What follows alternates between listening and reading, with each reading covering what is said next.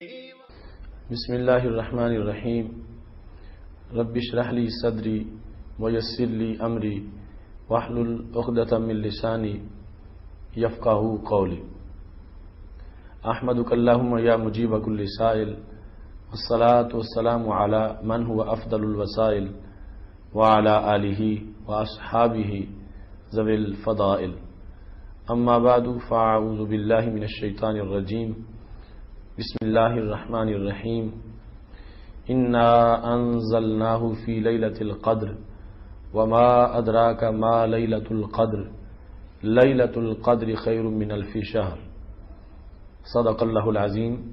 وصدق رسولہ النبی الکریم الامین ان اللہ وملائکتہ یصلون علی النبی یا ایہا الذین آمنوا صلوا علیہ وسلموا تسلیما الصلاة والسلام علیکہ یا سیدی یا رسول اللہ وعلی آلکہ واصحابکہ یا حبیب اللہ مولاي صلی وسلم دائما ابدا علی حبیبکہ خیر الخلق کلہم هو الحبیب الذی ترجى شفاعته لكل هول من الاهوال مقتحم منزہ عن شریک فی محاسنہ فجوہر الحسن فیہ غیر منقاسم رب صلی وسلم دائما ابدا علی حبیبک خیر الخلق کلہم۔ اللہ تبارک و تعالی جل جلالہ وعم نوالہ واتم برہانہ وعظم شانہ کی حمد و ثنا اور حضور سرور کائنات مفخر موجودات زینت بزم کائنات دستگیر جہاں غم گسار زماں سید سربراں حامی بے کساں قائد المرسلین خاتم النبیین احمد مجتبی جناب محمد مصطفیٰ صلی اللہ علیہ وآلہ وصحبہ وبارک وسلم کے دربار گہر بار میں ہدیہ درود السلام عرض کرنے کے بعد، معزز ناظرین، رب ذوالجلال کے فضل اور توفیق سے ہم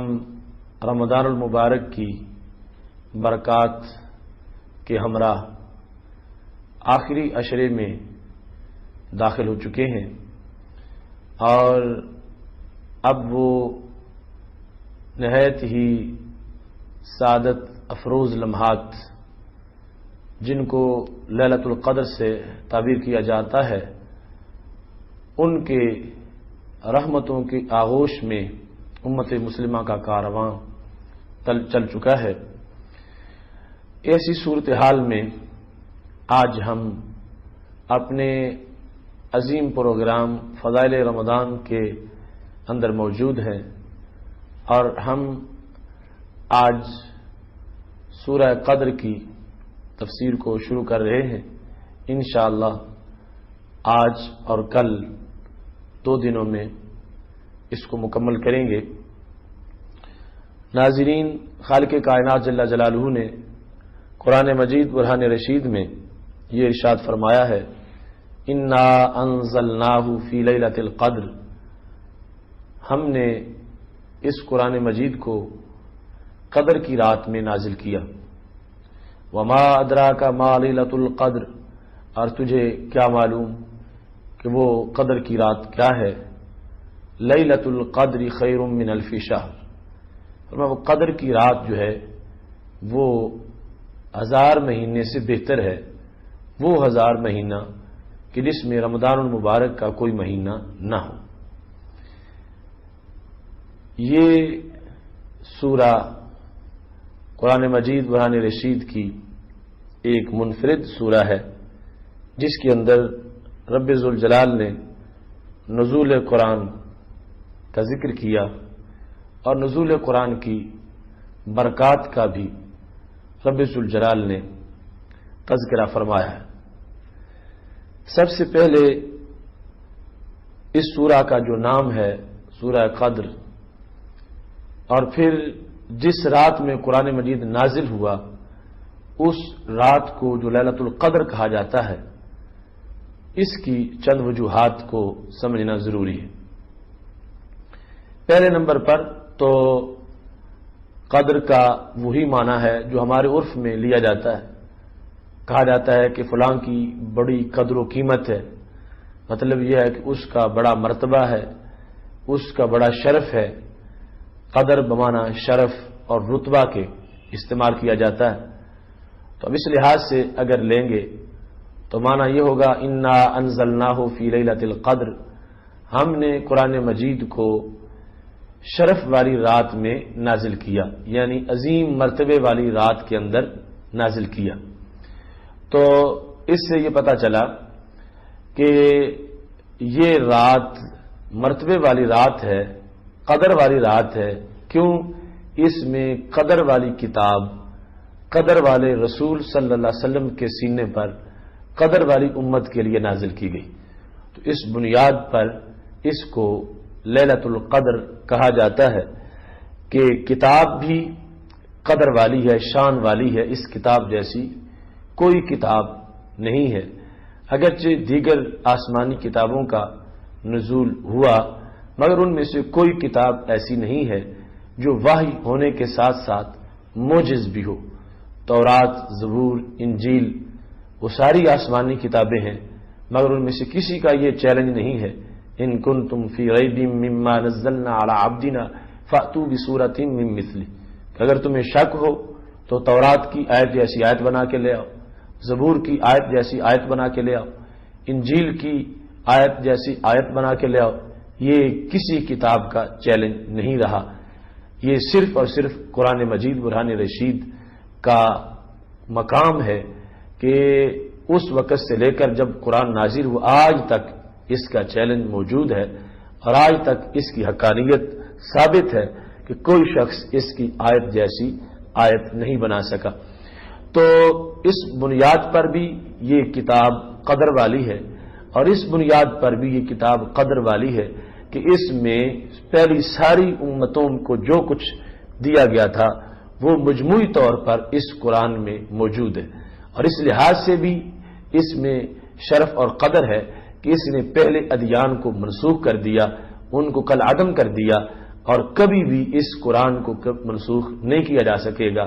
اور کل عدم نہیں ہو سکے گی یہ کتاب۔ تو یہ اس کی شرف کی چند وجوہات ہیں، حالانکہ اور بھی بہت زیادہ وجوہات بیان کی جا سکتی ہیں۔ تو مطلب کیا بنا کہ لیلۃ القدر کو قدر والی رات کیوں کہا جاتا ہے؟ اس لیے کہ اس میں قدر والی کتاب، قدر والے رسول حضرت محمد مصطفیٰ صلی اللہ علیہ وسلم کے سینے پر قدر والی امت کے لیے نازل کیا گیا۔ تو 3 مرتبہ شرف حاصل ہوا، کیونکہ رسول اللہ صلی اللہ علیہ وسلم کی ذات گرامی جو ہے وہ بھی قدر و مرتبہ کے لحاظ سے ایسی ہے کہ ایسا مرتبہ رب ذوالجلال نے اور کسی کو نہیں دیا۔ بارہا رسول اللہ صلی اللہ علیہ وسلم نے اپنے خصائص کو بیان کیا۔ آپ دیکھ لیں انبیاء کرام علیہ السلام سارے عظیم ہیں، مگر ان میں سے کسی کا لقب رحمت للعالمین نہیں ہے۔ وہ سارے عظیم ہیں، ان میں سے کوئی بھی خاتم النبیین نہیں ہے۔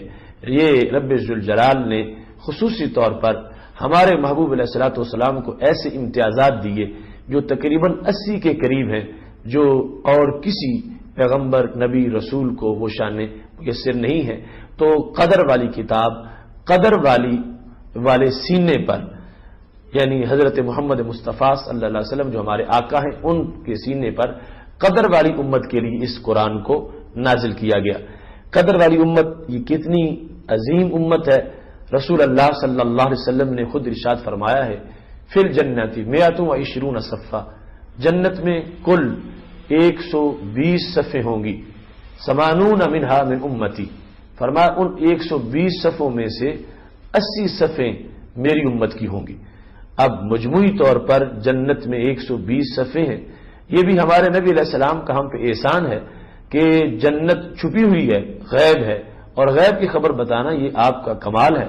جنت کو واضح کیا کہ کل 120 صفیں ہیں، اور یقیناً وہ صف کوئی چھوٹی صف نہیں ہوگی، ہر صف میں کروڑوں لوگ موجود ہوں گے۔ تو کل 120 ہیں، اور ان میں سے 80 صفیں 80 صفیں اس امت کی ہیں۔ باقی ساری امتیں مل کے 40 صفیں پوری کر سکیں گی، اور یہ تنہا امت 80 صفوں کی وارث ہوگی۔ تو اس واسطے یہ قدر والی امت ہے۔ تو رب ذوالجلال نے فرمایا ہم نے اس قرآن کو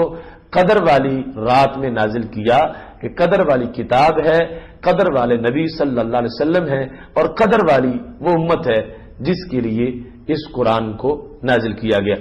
اس سلسلہ میں وہ حدیث شریف بھی پیش نظر رکھنی چاہیے کہ رسول اللہ صلی اللہ علیہ وسلم ارشاد فرماتے ہیں ان اللہ تعالی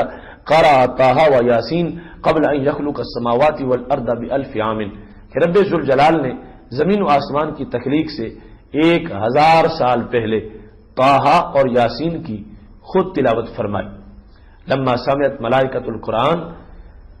جب فرشتوں نے یہ قرآن سنا، اب آپ اندازہ لگائیے کہ نہ یہ زمین تھی، نہ اس کے مکین تھے، نہ آسمان تھا، نہ آسمان کے ستارے تھے، نہ کائنات تھی، نہ اس کے رنگین نظارے تھے، ان میں سے کچھ بھی نہیں تھا۔ رب ذوالجلال قرآن پڑھ رہا تھا اور فرشتے قرآن سن رہے تھے۔ کتنا پرکیف موسم ہوگا اور کتنے مسرور لمحات ہوں گے جب فرشتوں نے یہ قرآن سنا۔ ابھی پہلی امت بھی نہیں آئی تھی، زمین پیدا ہی نہیں ہوئی تھی، فرشتوں نے جب یہ قرآن سنا، جوش جنوں کے ہاتھ سے فصل بہار میں گل سے بھی نہ ہو سکی دامن کی احتیاط۔ وہ فرشتے جو اللہ کی تسبیح میں کمال رکھتے ہیں، جب انہوں نے یہ کلام سنا تو بول اٹھے طوبیٰ لأمتی ینزل ھذا علیہا، مبارک ہو اس امت کو جس کے لیے یہ قرآن نازل کیا جائے گا۔ وطوبیٰ لأجواف تحمل ھذا، مبارک ہو ان سینوں کو جو سینے اس قرآن سے مدینہ بن جائیں گے۔ وطوبیٰ لألسنۃ تتکلم بھذا، مبارک ہو ان زبانوں کو جن زبانوں سے یہ قرآن پڑھا جائے گا۔ ناظرین دیکھیے، ابھی زمین نہیں بنی تھی، اس 1000 سال قبل اس امت کے شرف کو اور وقار کو بیان کیا جا رہا تھا، تو پتہ چلا واقعی یہ قدر والی امت ہے۔ اور اسی بنیاد پر جس وقت الواح کے اندر حضرت موسیٰ علیہ السلام نے ان کا تذکرہ پڑھا اور کہنے لگے اے اللہ یہ امت مجھے عطا کر دے، تو رب ذوالجلال نے فرمایا تلک امت احمدہ، اے میرے کلیم یہ میرے حبیب علیہ السلام کی امت ہے، یہ اور کسی کو نہیں دی جائے گی۔ بار بار جب الواح تورات کے اندر اس امت کی فضیلتیں پڑھتے گئے حضرت موسیٰ علیہ السلام، تو مانگتے گئے اے اللہ یہ امت مجھے دے دے، یہ امت مجھے دے دے۔ جواب میں ملتا کہ جو تم فضیلت پڑھ رہے ہو یہ اس ایک امت کی ہے اور وہ کسی اور کو نہیں دی جائے گی، وہ آخری نبی حضرت محمد مصطفیٰ صلی اللہ علیہ وسلم کی امت ہے۔ تو بالآخر حضرت موسیٰ علیہ السلام بول پڑے اللہم اجعلنی من امت احمدہ، اے اللہ اگر یہ امت مجھے نہیں دی جا سکتی تو مجھے بھی پھر حضرت محمد مصطفیٰ صلی اللہ علیہ وسلم کی امت میں شامل فرما دے۔ اتنا قدر، مقام اور رتبہ اس امت کا ہے۔ تو جس رات میں اس امت کے لیے قدر والی کتاب نازل ہوئی اور قدر والے عظیم قدر والے پیغمبر حضرت محمد مصطفیٰ صلی اللہ علیہ وسلم کے سینہ پاک پہ نازل ہوئی، اس رات کو اس بنیاد پہ قدر والی رات کہا جاتا ہے کہ یہ عمومی اور معمولی اور نارمل سی رات نہیں ہے، بلکہ رب ذوالجلال نے اس کو خاص مرتبہ عطا فرمایا ہے۔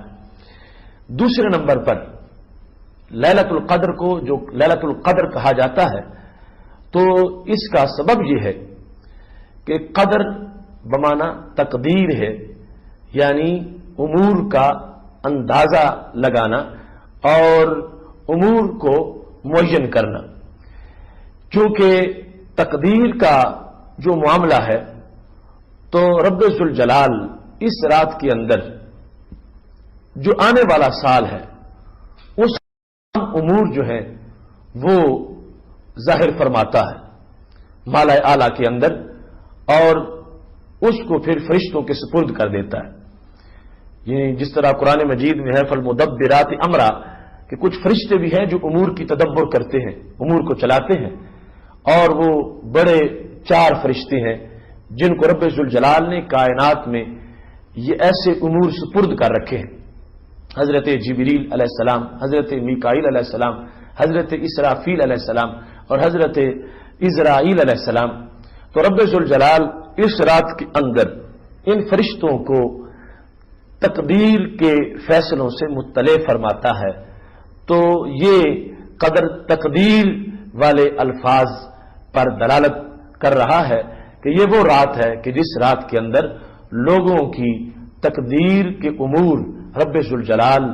نے جو ازل میں طے کیے ہوئے تھے، اس رات کو طے نہیں ہوتے، طے ازل سے ہوئے تھے، لیکن خالق کائنات جل جلالہ اس رات کو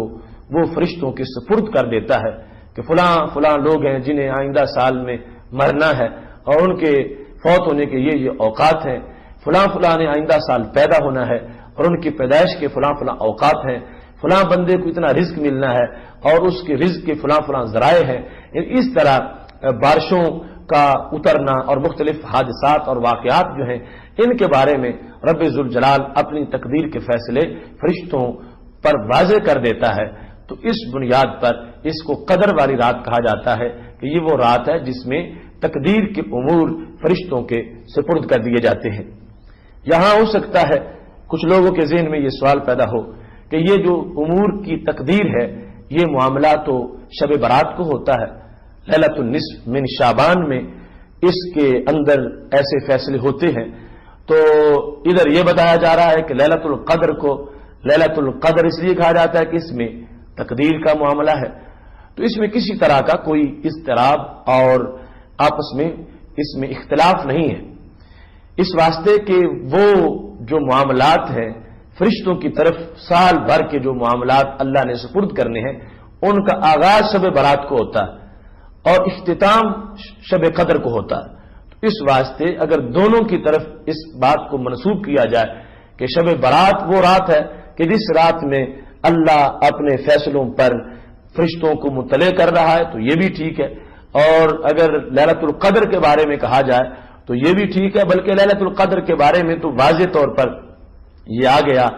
انا انزلناہ فی لیلۃ مبارکۃ انا کنا منذرین فیہا یفرق کل امر حکیم۔ رب ذوالجلال فرماتا ہے ہم نے قرآن کو لیلہ مبارکہ میں نازل کیا اور ہم ڈرانے والے ہیں، اور یہ لیلہ مبارکہ کیسی ہے؟ فیہا یفرق کل امر حکیم، اس میں ہر امر حکیم کے فیصلے کر دیے جاتے ہیں۔ تو اس واسطے لیلۃ القدر کے بارے میں تو بالکل کوئی شک کی گنجائش نہیں ہے، کیونکہ یہ نزول قرآن کی رات ہے اور نزول قرآن کی رات میں فیصلوں کا اللہ کی طرف سے فرشتوں کے سپرد کیا جانے کا ذکر خود قرآن مجید میں ہے۔ ہاں لیلۃ النصف من شعبان جو ہے وہ شب برات جو کہ جہنم سے چھٹکارے کی رات ہے، تو اس کے اندر بھی ایسے فیصلوں کا تذکرہ ملتا ہے، آغاز اس سے ہوتا ہے، اور مجموعی طور پر خالق کائنات اپنے فرشتوں کے سپرد اس رات میں یعنی قدر والی رات میں کرتا ہے۔ تو یہ دوسری وجہ تھی کہ لیلۃ القدر کو لیلۃ القدر کیوں کہا جاتا ہے۔ تیسرا سبب یہ ہے کہ قرآن مجید برہان رشید میں لفظ قدر جو ہے یہ تنگ ہونے کے معنی میں بھی استعمال ہوا ہے۔ خالق کائنات فرماتا ہے فقدر علیہ رزقہ، اللہ نے اس پر اس کے رزق کو تنگ کیا، ایک بندے کے رزق کو تنگ کیا، تو یہاں پر قدرہ جو ہے وہ تنگ کرنے کے معنی میں ہے کہ خالق کائنات آزماتا ہے، بندوں کو رزق کی فراخی بھی دیتا ہے، رزق کو تنگ بھی کرتا ہے، اور یہ اس کی طرف سے بندے کا امتحان ہوتا ہے۔ تو اس مقام پر جو لفظ قدر ہے وہ نہ شرف کے معنی میں ہے اور نہ ہی تقدیر کے معنی میں، بلکہ تنگی کے معنی میں۔ ایسے ہی قرآن مجید میں ہے رب ذوالجلال نے یہ فرمایا حضرت یونس علیہ السلام کے بارے میں فظن ان لن نقدر علیہ، انہوں نے گمان کیا کہ ہم ان پر تنگی نہیں کریں گے۔ یہ نہیں مانا کہ انہوں نے گمان کیا ہم ان پر قدرت نہیں رکھتے، اللہ کا نبی کیسے یہ گمان کر سکتا ہے کہ میرے رب کی مجھ پہ قدرت نہیں ہے۔ ان کا یہ مطلب تھا کہ رب ذوالجلال تنگی نہیں کرے گا مجھ پر، میں اگر یہاں سے چلا گیا تو خالق کائنات جل جلالہ کی طرف سے کوئی گرفت نہیں ہوگی۔ تو اس سے پتہ چلا کہ باقاعدہ قرآن مجید کی آیات میں قدر تنگی کے معنی میں بھی استعمال ہوتا ہے۔ تو اب لیلۃ القدر کو لیلۃ القدر کیوں کہا جاتا ہے، اس کا یہ سبب بنا کہ یہ وہ رات ہے جس رات کو اتنے فرشتے زمین پر نازل ہوتے ہیں کہ زمین تنگ ہو جاتی ہے، بھر جاتی ہے فرشتوں سے، ہر طرف فرشتوں کے میلے ہوتے ہیں، ہر طرف فرشتوں کے جلوس ہوتے ہیں، ہر گلی میں ہر محلے میں پوری زمین کے اوپر آسمان سے جلوس اترے ہوئے ہیں، اور فرشتوں کی بہتات ہو گئی ہے، کثرت ہو گئی ہے، تو اس کثرت کو بیان کرنے کے لیے رب ذوالجلال نے فرمایا یہ لیلۃ القدر ہے کہ جس رات کے اندر فرشتے اتنے آتے ہیں کہ جن کی بنیاد پر یعنی زمین جو ہے اس کی ساری وسعتیں اتنی کشادگی کے باوجود اور فراخی کے باوجود زمین جو ہے وہ تنگ محسوس ہوتی ہے، تو اس بنیاد پر اس رات کو قدر کی رات کہا جاتا ہے۔ اب آیت کریمہ میں رب ذوالجلال کا یہ فرمان ہے انا انزلناہ فی لیلۃ القدر، ہم نے اس کو یعنی قرآن مجید کو قدر میں نازل کیا۔ یہاں یہ بات بھی ضروری ہے کہ قرآن مجید کے بارے میں دو لفظ استعمال کیے گئے، ایک ہے تنزیل اور ایک ہے انزال۔ انزال جو ہے اس کا مطلب ہوتا ہے یک بار نازل کرنا، اور تنزیل کا مطلب ہوتا ہے آہستہ آہستہ نازل کرنا۔ تو انا نحن نزلنا الذکر وانا لہ لحافظون، اس کے اندر کیا ہے؟ اس بات کا ذکر ہے کہ ہم نے تنزیل کی اس قرآن کی، تو اس آیت کریمہ میں یہاں پر ہے ہم نے انزال کیا قرآن کا۔ انزال ہوتا ہے یک بار نازل کرنا اور تنزیل ہوتا ہے بتدریج نازل کرنا۔ تو پھر سوال پیدا ہوتا ہے قرآن یا تو یک بار نازل ہوا یا پھر آہستہ آہستہ نازل ہوا، تو یہ کیسے ہو سکتا ہے کہ یک بار بھی نازل ہو جائے اور آہستہ آہستہ بھی نازل ہو جائے جبکہ الفاظ تو دونوں قسم کے موجود ہیں؟ تو اس کا جواب یہ ہے کہ اصل میں قرآن مجید کا نزول دو بار ہوا، ایک بار لوح محفوظ سے آسمان دنیا پر بیت العزت میں قرآن مجید کو نازل کیا گیا، یہ یک بار ہوا، اور یہ لیلۃ القدر کو ہوا کہ خالق کائنات جل جلالہ نے لوح محفوظ سے آسمان دنیا پر اس لیلۃ القدر کو قرآن مجید نازل کر دیا۔ اور پھر تنزیل کیا ہے کہ رب ذوالجلال نے رسول اللہ صلی اللہ علیہ وسلم کے قلب اطہر پر اس قرآن کو آسمان دنیا سے حضرت جبریل علیہ السلام کو دے کر تدریجاً بھیجا، اور وہ تقریباً 23 سال کے مدت میں قرآن مجید کا نزول مکمل ہوا۔ تو اس سے پتہ چلا دونوں باتیں ہی صحیح ہیں، انزال بھی ہے تنزیل بھی ہے، دونوں کا قرآن مجید میں ذکر ہے، اور دونوں کے ذکر کی وجہ یہ ہے کہ قرآن مجید قرآن رشید کو رب ذوالجلال نے 2 مرتبہ نازل کیا۔ اب دیکھیے خالق کائنات جل جلالہ کا انداز اس سورہ کے اندر بڑا ہی منفرد ہے، پورے قرآن میں رب ذوالجلال کے انداز کی کوئی مثال نہیں ہے۔ جب کسی چیز کی عظمت کو بہت زیادہ اجاگر کرنا ہو تو پھر اس کے بارے میں استفہام کی صورت پیدا کی جاتی ہے۔ رب ذوالجلال فرماتا انا انزلناہ فی لیلۃ القدر، ہم نے اس قرآن کو قدر والی رات میں نازل کیا۔ وما ادراک ما لیلۃ القدر، اور تجھے کیا خبر کہ لیلۃ القدر کیا ہے؟ اب اس میں مقصد کیا ہے کہ لیلۃ القدر کی عظمت کو بیان کرنا اور لیلۃ القدر کی وجہ سے ایک تعجب کو ابھارنا، یعنی تعجب کریٹ کرنے کے لیے رب ذوالجلال نے یہ خود استفہام کی صورت اختیار کی۔ وما ادراک ما لیلۃ القدر، تجھے کیا معلوم کہ وہ لیلۃ القدر کیا ہے؟ خود رب ذوالجلال نے پھر جواب دیا لیلۃ القدر خیر من الف شہر، خالق کائنات جل جلالہ نے یہ عظمت بخشی ہے لیلۃ القدر کو کہ یہ ایسے 1000 مہینے سے بہتر ہے کہ جس میں کوئی رمضان المبارک والا مہینہ نہ ہو۔ تو خالق کائنات جل جلالہ نے لیلۃ القدر کو اتنی عظمت عطا فرمائی، اس کو 1000 مہینے سے بہتر بنا دیا، جو تقریباً مجموعی طور پر 83 سال اور 4 مہینے بنتے ہیں۔ یعنی ایک طرف ایک اکیلی رات ہو لیلۃ القدر اور دوسری طرف 83 سال اور 4 مہینے ہوں، ایسے 83 سال اور 4 مہینے جن میں رمضان کا مہینہ نہ ہو، تو یہ پھر بھی برابر نہیں ان کے بلکہ افضل ہے، چونکہ خیر کا لفظ استعمال کیا۔ تو اس بنیاد پر یہ ایک رات اس کا پلڑا جو ہے وہ بھاری ہے اتنے سالوں کے اوپر، اور اس کا سبب یہ بنا ہم رسول اللہ صلی اللہ علیہ وسلم کے غلام ہیں اور آپ کی نسبت سے ساری عظمتیں اس امت کو میسر آئیں، مورد التفات ہم تیری نواز شاد سے، ذات خدائے پاک سے وقف نواز شاد تو یا رسول اللہ صلی اللہ علیہ وسلم۔ اگر ہماری آپ سے کوئی نسبت نہ ہوتی تو ہماری کوئی ویلیو نہ ہوتی، جب تک نہ بکے تھے کوئی پوچھتا نہیں تھا، تم نے خرید کے ہمیں انمول کر دیا۔ اب آپ کی نسبت کی وجہ سے یہ عظمت ہمیں ملی، میسر آئی کہ ایک رات ایسی کہ جو کہ کئی سالوں پر بھاری ہے، رب ذوالجلال نے وہ رات ہمیں عطا فرمائی ہے، اور اس رات کی بندگی کا حکم دیا گیا ہے کہ اس رات کو زندہ رکھو اور اس رات کی قدر و قیمت کو محسوس کرو۔ یہ ہمارے لیے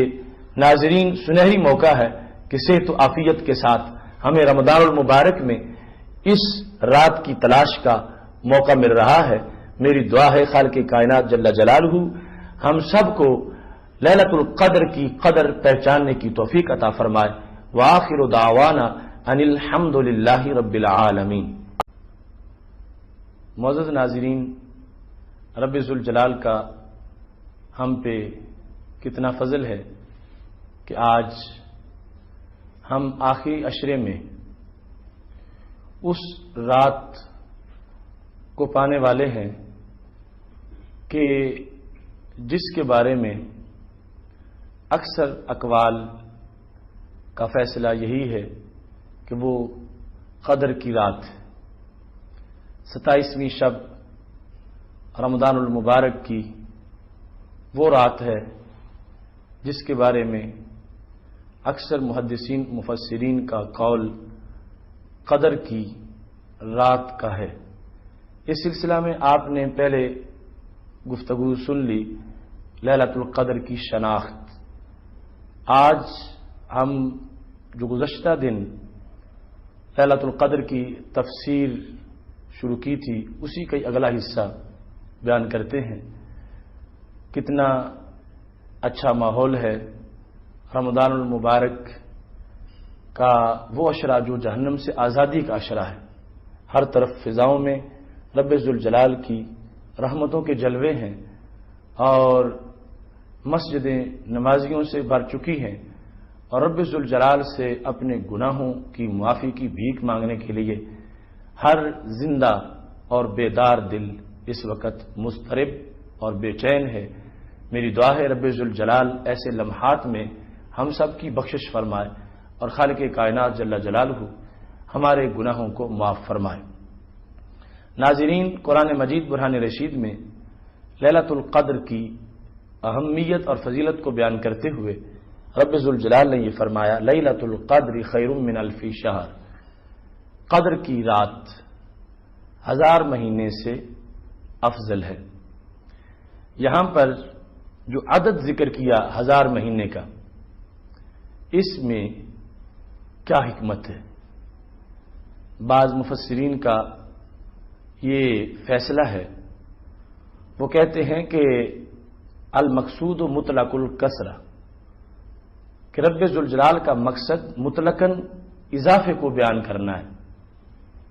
کہ اکیلی قدر کی رات بہت سے مہینوں پر بھاری ہے، افضل ہے۔ اس سے پتہ یہ چلتا ہے کہ 1000 مہینہ ہی نہیں، یہ محض کثرت کو بیان کرنے کے لیے ایک عدد بیان کر دیا گیا، ورنہ قدر کی رات 1000 مہینوں سے زیادہ مہینوں پر بھی افضل ہے۔ دوسرا قول اس سلسلہ میں یہ ہے کہ نبی اکرم نور مجسم صلی اللہ علیہ وسلم تشریف فرما تھے، ذکر لرسول اللہ صلی اللہ علیہ وسلم رجل من بنی اسرائیل، آپ کے سامنے بنی اسرائیل کے ایک شخص کا تذکرہ ہوا۔ صحابہ کرام علیہم رضوان موجود ہیں اور اس شخص کے بلند کردار کا تذکرہ رسول اللہ صلی اللہ علیہ وسلم کے سامنے یوں کیا گیا، حمل السلاح علی عاتقہ فی سبیل اللہ عز وجل 1000 شہر، کہ وہ اتنا عظیم انسان تھا کہ اس نے 1000 مہینے تک اللہ کے رستے میں جہاد کیا۔ بنی اسرائیل کا وہ انسان، اس نے 1000 مہینے تک اسلحہ نیچے نہیں رکھا، راہ حق میں لڑتا رہا، اور دوسرے مقام پر یہ موجود ہے کہ رات کو قیام بھی کرتا، دن کو روزے بھی رکھتا، یعنی روزہ بھی اس کا ہوتا، قیام بھی رات کو کرتا، تو یہ اس کی بھرپور زندگی تھی، جہاد بھی، روزہ بھی، قیام بھی۔ جس وقت اس شخص کی ایسی کاوش کا تذکرہ رسول اللہ صلی اللہ علیہ وسلم کے سامنے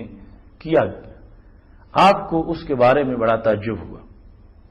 نبی اکرم صلی اللہ علیہ وسلم نے اس شخص کے حالات کو سن کر اللہ تعالیٰ کے دربار میں دعا کی، یا رب جعلت امتی اکثر الامم اعمارا اور جعلت امتی، اے اللہ میری امت جو ہے اس کی عمریں بہت تھوڑی بنائی گئیں۔ پہلی تمام امتوں کی عمریں بڑی لمبی ہوتی تھیں، ان کے مقابلے میں میری امت کی متوسط عمریں جو ہیں وہ بہت تھوڑی ہیں، تو بنایا گیا اس کو سب امتوں کا سردار، لیکن ان کو پیریڈ عبادت کا تھوڑا ملے گا۔ پہلے اتنے عابد و زاہد گزرے، 700 سال تک، کوئی 800 سال تک بندگی کرتا رہا۔ تو نبی اکرم نور مجسم شفیع معظم صلی اللہ علیہ وسلم نے رب ذوالجلال سے جس وقت یہ تمنا کی کہ پھر میری امت ان امتوں کا مقابلہ کیسے کر سکے گی اور نیکیوں کے اندر ان کی ہم پلہ کیسے ہو سکے گی، بلکہ ان سے بڑھ کیسے سکے گی، جس وقت رسول اللہ صلی اللہ علیہ وسلم نے یہ التجا کی تو رب ذوالجلال نے اس موقع پر اپنے محبوب علیہ الصلوۃ والسلام کو لیلۃ القدر عطا کی، اور اس مناسبت سے فرمایا لیلۃ القدر خیر من الف شہر، کہ وہ بنی اسرائیل کا آدمی جس نے 1000 مہینے تک بندگی کی، جس کو سن کے میرے محبوب صلی اللہ علیہ وسلم آپ کو تعجب ہوا، کوئی بات نہیں، ہم آپ کی امت کو ایک رات ایسی دینے والے ہیں جو تنہا 1000 مہینے سے افضل اور بہتر ہوگی۔ یہ سبب تھا کہ بطور خاص 1000 مہینے کا ذکر کیا گیا کہ وہ بنی اسرائیل کا بندہ جس کا ذکر سن کے نبی علیہ الصلوۃ والسلام نے تمنا کی تھی اپنی امت کے لیے، اس کے تذکرے میں یہ موجود تھا کہ اس نے 1000 سال تک رب ذوالجلال کے راہ میں جہاد کیا تھا۔ یہ رسول اللہ صلی اللہ علیہ وسلم کا ہم پہ کرم ہے کہ آپ نے کس طرح اپنی امت کو نوازا ہے اور رب ذوالجلال سے دعائیں مانگ مانگ کے خالق کائنات جل جلالہ کے دربار سے امت پر اتنی نوازشات کی ہیں کہ تھوڑے سے وقت میں یہ اتنا کام کر جائیں گے، اتنی بندگی کر لیں گے کہ پہلی امتیں صدیوں بندگی کرنے سے بھی وہ مقام نہ پا سکیں جو مقام اس امت کو ان سنہری مواقع کی وجہ سے دے دیا گیا۔ تو اس سے پتہ چلتا ہے کہ لیلۃ القدر اس امت کے خصائص میں سے ہے۔ کسی امت کو ایسی رات نہیں عطا کی گئی جیسی رات رب ذوالجلال نے اس امت کو عطا فرمائی ہے۔ یہاں اس حدیث شریف کو بھی پیش نظر رکھنا چاہیے تاکہ آج اس عظیم رات کے اندر اور رحمتوں کے لمحات کے اندر دلوں میں یہ شوق پیدا ہو کہ ہمیں آج اپنے آقا سارے رسولوں کے قائد حضرت محمد مصطفیٰ صلی اللہ علیہ وسلم کی بارگاہ کو بھولنا نہیں چاہیے۔ اس رات میں کثرت سے آپ پہ درود و سلام پڑھنا چاہیے۔ اگر آپ نہ ہوتے ہم کہاں ہوتے اور کہاں ویلیو ہوتی اور کہاں قدر کی رات ملتی۔ یہ آپ صلی اللہ علیہ وسلم کی نسبت کا صدقہ ہے کہ یہ رات ملی۔ تو پھر اس کے بعد نتیجہ کیا نکلا؟ رسول اللہ صلی اللہ علیہ وسلم نے یہ جملہ خود ارشاد فرمایا تھا جب معراج کی رات مسجد اقصی میں انبیاء کرام علیہ السلام کے اجتماع سے ہمارے آقا صلی اللہ علیہ وسلم خطاب فرما رہے تھے تو یہ ارشاد فرمایا الحمدللہ الذی جعل امتی هم الاولین والآخرین، ساری تعریفیں اس رب کی ہیں جس رب نے میری امت کو یہ شان دی کہ میری امت اول بھی ہے اور میری امت آخر بھی ہے۔ جس وقت آپ صلی اللہ علیہ وسلم کے فرمان میں یہ واضح ہوا کہ امت کی یہ شان ہے، اول بھی ہے آخر بھی ہے، تو سوال پیدا ہو رہا تھا کہ آخر تو ٹھیک ہے کہ سب سے آخر میں آئی ہے، مگر یہ امت اول کیسے ہو سکتی ہے؟ تو رسول اللہ صلی اللہ علیہ وسلم کا فرمان دوسرے مقام پہ موجود ہے، فرمایا ان اللہ حرم الجنت علی الامم حتی تدخلها امتی، رب ذوالجلال نے ساری امتوں پر اس وقت تک جنت کو حرام کر رکھا ہے جب تک میری امت جنت میں نہیں جائے گی۔ تو پتہ کیا چلا؟ فرمایا میری امت اول بھی ہے اور میری امت آخر بھی ہے۔ آخر ہے دنیا میں آنے کے لحاظ سے اور اول ہے جنت میں جانے کے لحاظ سے۔ یہاں پتہ چلا کہ قدر کس قدر نوازنے والی رات ہے لیلۃ القدر، کہ وہ امتیں جو ہم سے پہلے دنیا میں آئیں انہوں نے روزے ہم سے پہلے رکھے، نمازیں ہم سے پہلے پڑھیں،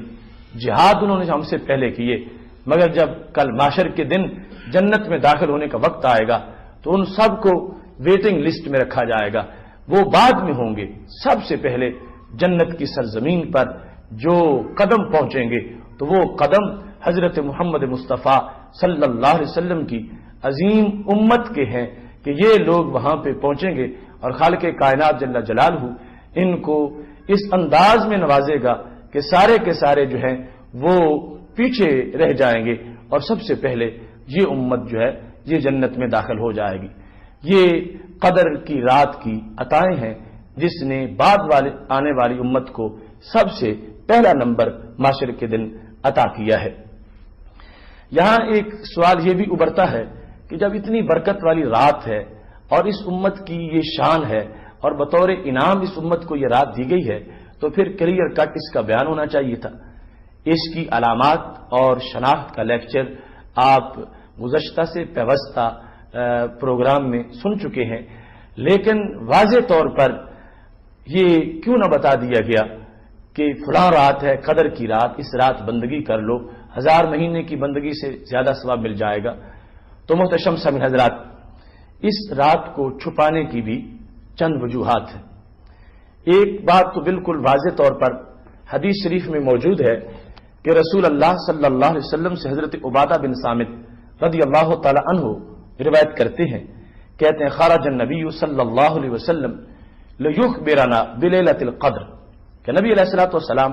اپنے کاشانہ نبوت سے باہر تشریف لائے اور آنے کا مقصد ہی یہ تھا کہ میں لوگوں کو بتاؤں کہ لیلۃ القدر کون سی رات ہے، لوگوں کو اس بارے میں بتاؤں۔ پاک محبوب علیہ الصلوۃ والسلام جب آئے فتلاحا رجلان من المسلمین، تو مسلمانوں میں سے 2 آدمیوں کا آپس میں جھگڑا ہو گیا، یعنی یہ صورتحال بن گئی کہ آپس میں جب وہ دونوں الجھے تو رسول اللہ صلی اللہ علیہ وسلم فرمانے لگے خرجت لیخبرکم بلیلۃ القدر، میں نکلا تو اس لیے باہر تھا کہ میں تمہیں بتاؤں کہ لیلۃ القدر کون سی رات ہے، لیکن جس وقت فلاں فلاں جھگڑ پڑے ہیں فرفعت، ان کے جھگڑنے کی بے برکتی ہو گئی ہے تو وہ قدر کی تعیین کو اللہ نے اٹھا لیا، یعنی مجھے پتا ہے وہ کون سی رات ہے، میں بتانا چاہتا تھا اور ان کا آپس میں جھگڑا ہو گیا، اب رب ذوالجلال نے مجھے روک دیا ہے، یعنی وہ بات اس کو اٹھا دیا گیا ہے کہ اس رات کی تعیین نہیں ہونی چاہیے۔ اب اس سے پتہ چلا کہ جھگڑا، اختلاف اور آپس میں الجھاؤ، اس سے کتنی بے برکتی پیدا ہوتی ہے کہ رسول اللہ صلی اللہ علیہ وسلم گھر سے اس ارادے سے باہر نکلے ہیں کہ میں اپنی امت کو بتا دوں کہ یہ رات کون سی رات ہے، لیکن اس میں پھر جس وقت آپس میں 2 آدمیوں کا جھگڑا ہو گیا تو رسول اللہ صلی اللہ علیہ وسلم نے فرمایا اب اس جھگڑے کی بے برکتی کی وجہ سے اس تعیین کو اٹھا دیا گیا ہے، لہذا اب اس کو بیان نہیں کیا جائے گا۔ ایک تو یہ سبب ہے کہ اس کو مخفی رکھا گیا، مبہم رکھا گیا اور اس کو بیان واضح طور پر نہیں کیا گیا۔ دوسری وجہ یہ ہے کہ یہ رات بڑی قیمتی رات ہے، اگر واضح طور پر بیان کر دیا جاتا کہ فلاں رات جو ہے وہ قدر کی رات ہے تو کیا ہوتا، لوگ بھروسہ کرتے، تقیہ کر جاتے، یعنی یہ طے کر لیتے کہ ساری زندگی برے کام کریں گے، آخر فلاں رات ہے وہ 1000 مہینے سے بہتر ہے، ایک رات بندگی کر لیں گے اور 1000 مہینے سے زائد ثواب مل جائے گا۔ تو اس طرح معاشرے کے اندر بدی جنم لیتی، سوسائٹی کے اندر ایک برائی کا اثر زور پکڑ جاتا، ہر شخص اس بھروسے پر رہتا کہ روزانہ نماز پڑھنے کی ضرورت کیا ہے، روزانہ ڈرنے کی ضرورت کیا ہے، روزے رکھنے کی ضرورت کیا ہے، بس ایک رات فلاں معین ہے وہ ہم رات ساری جاگ کے گزار لیں گے، نوافل پڑھ لیں گے، توبہ کر لیں گے تو 1000 مہینے سے زائد ثواب مل جائے گا۔ تو پھر جو رب ذوالجلال کی حکمت ہے وہ پوری نہ ہوتی۔ رب ذوالجلال تو یہ چاہتا ہے یہ رات دے کر کہ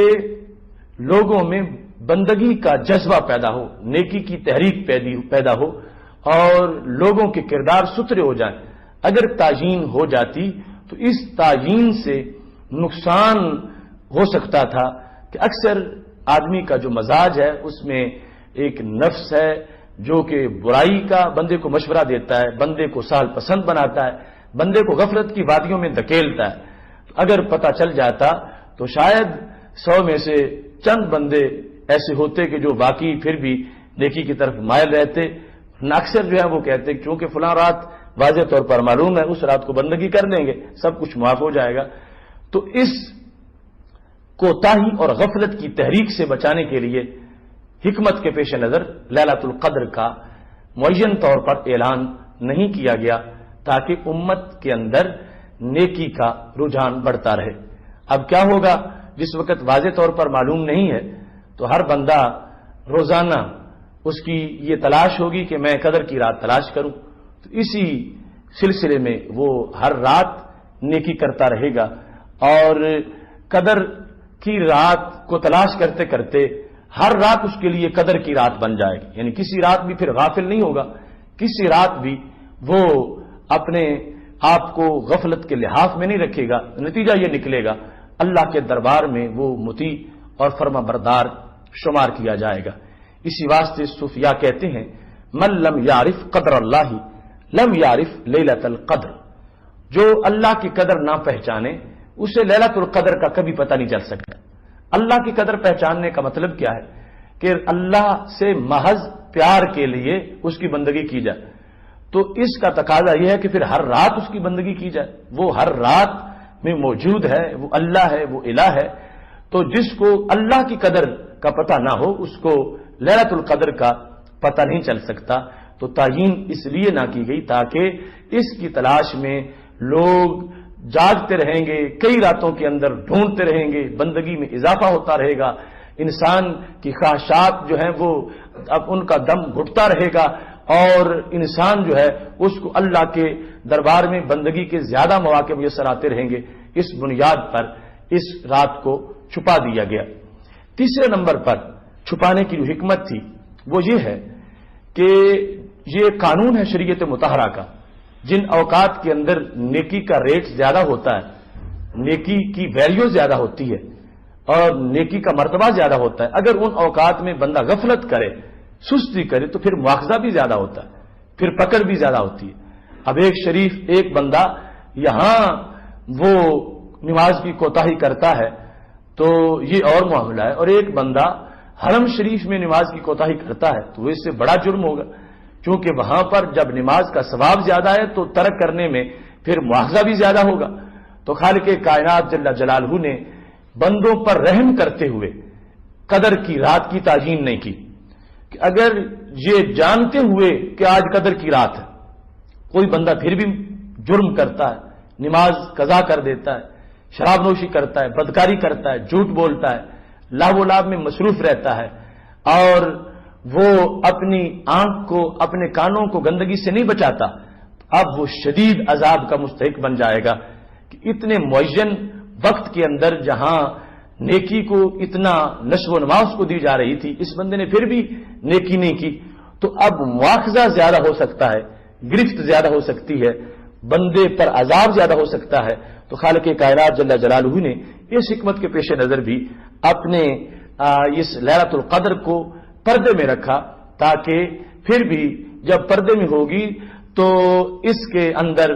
چونکہ بندے کو پتہ نہیں ہوگا تو اگر کوئی اس سے جرم ہوا، گناہ ہوا تو پھر اتنا شدید مواخذہ نہیں ہوگا جتنا شدید مواخذہ اس صورت میں اسے ہو سکتا ہے کہ جب وہ سب کچھ جانتے ہوئے کہ یہ قدر کی رات ہے پھر بھی اس کی قدر کو جب وہ محسوس نہیں کرے گا اور نیکی نہیں کرے گا۔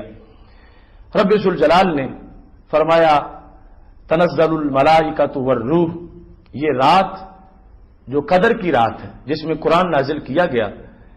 اس کے اندر کیا ہوتا ہے؟ فرمایا فرشتے نازل ہوتے ہیں، والروح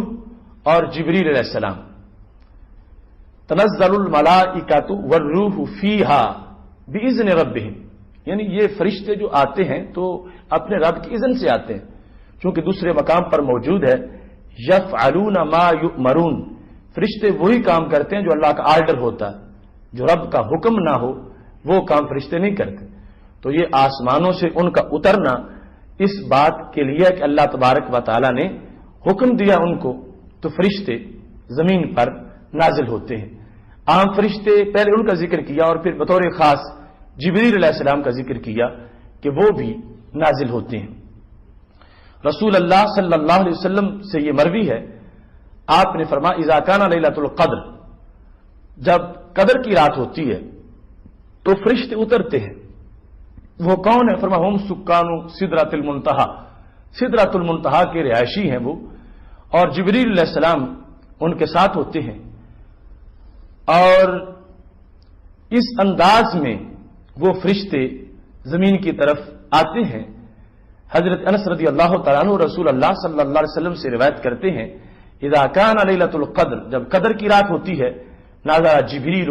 فی کبکبۃ من الملائکہ، حضرت جبریل علیہ السلام فرشتوں کے جلوس کے ساتھ زمین پہ آتے ہیں، کیا کرتے ہیں؟ یصلون ویسلمون علی کل عبد قائم او قاعد یذکر اللہ تعالی، ہر وہ بندہ جو رب کا ذکر کر رہا ہے، خواہ وہ بیٹھ کے کر رہا ہے یا کھڑا ہو کے کر رہا ہے، فرشتے آتے ہیں اور اس پہ درود پڑھتے ہیں، صلات بھیجتے ہیں، اس کو سلام کہتے ہیں۔ اتنا بڑا اعزاز ہے اس بندے کے لیے جو آج قدر کی رات میں جاگتا ہے، فرشتوں کا نزول ہوتا ہے، فرشتے اس کے لیے دعائیں مانگتے رہتے ہیں، اور جبریل علیہ الصلوۃ والسلام بطور خاص فرشتوں کے اس جلوس کی قیادت کرتے ہیں۔ دوسرے مقام پر رسول اللہ صلی اللہ علیہ وسلم نے ان کی آمد کو جو بیان کیا تو وہ فرشتوں کی کئی جماعتوں کا تذکرہ ایسا ملتا ہے کہ وہ حضرت جبریل علیہ السلام کے ساتھ زمین پہ اترتے ہیں، اور جو مومن مرد اور جو مومنہ عورت کہیں وہ اللہ کے ذکر میں مصروف ہیں تو فرشتے آ کے ان کو سلام کرتے ہیں، لیکن جو دائمی شرابی ہو یا قاطع رحم ہو، رحم اور رشتہ داری کے معاملات کے اندر وہ صلہ رحمی نہ کرنے والا ہو، اس کو سلام نہیں کرتے، باقی سب کو فرشتوں کی طرف سے سلام آتا ہے۔ خالق کائنات جل جلالہ نے یہاں جو لفظ روح فرمایا تو اس کے متعدد معنی ہیں۔ روح سے مراد عمومی طور پر جو جمہور نے لیا ہے وہ تو یہی ہے کہ حضرت جبریل علیہ السلام ہے، باقی کچھ لوگوں نے کہا روح سے مراد ہے ارواح بنی آدم، بعض نے کہا روح سے مراد عیسیٰ علیہ السلام، وہ فرشتوں کے ساتھ آتے ہیں۔ اس طرح متعدد تفاسیر اس میں موجود ہیں۔ تنزل الملائکۃ والروح فیہا باذن ربہم من کل امر سلام، فرشتے اترتے ہیں اور ہر سلامتی کے ساتھ اس رات کے اندر فرشتوں کا نزول ہوتا ہے اور سلامتی ہوتی ہے۔ مطلب کیا ہے؟ ایک معنی ہے سلام کا کہ فرشتے لوگوں پہ سلام کہتے ہیں، دوسرا معنی یہ ہے کہ وہ رات جو ہے وہ تسلیم والی ہے، یعنی اس رات میں فرشتوں کی طرف سے بندوں کو سلام کہا جاتا ہے۔ تو کب تک یہ سلسلہ جاری رہتا ہے؟ فرمایا حتی مطلع الفجر، مطلع فجر تک، طلوع فجر تک یہ سلسلہ جاری رہتا ہے۔ فرشتے آتے ہیں، اللہ کے بندوں کو نوازتے ہیں، اور بندوں پر اللہ تعالیٰ کی رحمتیں جھوم جھوم کے برستی ہیں، اور خالق کائنات جل جلالہ اس سلسلہ میں اپنے بندوں کو عظمت عطا فرماتا ہے۔ بعض اہل کشف نے یہ دیکھا اذا کان لیلۃ القدر، جب قدر کی رات ہوتی ہے فرشتے اترتے ہیں، وما وہ ملائکہ جبریل ساتھ ہوتے ہیں، ومعہ اربعۃ الویہ، ان کے پاس 4 جھنڈے ہوتے ہیں۔ ایک جھنڈا وہ رسول اللہ صلی اللہ علیہ وسلم کی قبر پاک پہ نصب کرتے ہیں، ایک جھنڈا بیت المقدس کی چھت پہ، ایک مسجد حرام کی چھت پہ، اور ایک طور سینا پر وہ جھنڈا نصب کر دیتے ہیں۔ تو یہ رات بالخصوص رسول اللہ صلی اللہ علیہ وسلم کی یادگار رات ہے جو آپ نے اپنی امت کو عطا فرمائی۔ ہمارے لیے ضروری ہے ہم اس کی قدر و قیمت کو پہچانتے ہوئے اپنے آپ کو قدر و قیمت والا بنائیں، عبادت کے ذریعے سے اللہ ہم سب کی بخشش فرمائے۔ وآخر دعوانا ان الحمد للہ رب العالمین۔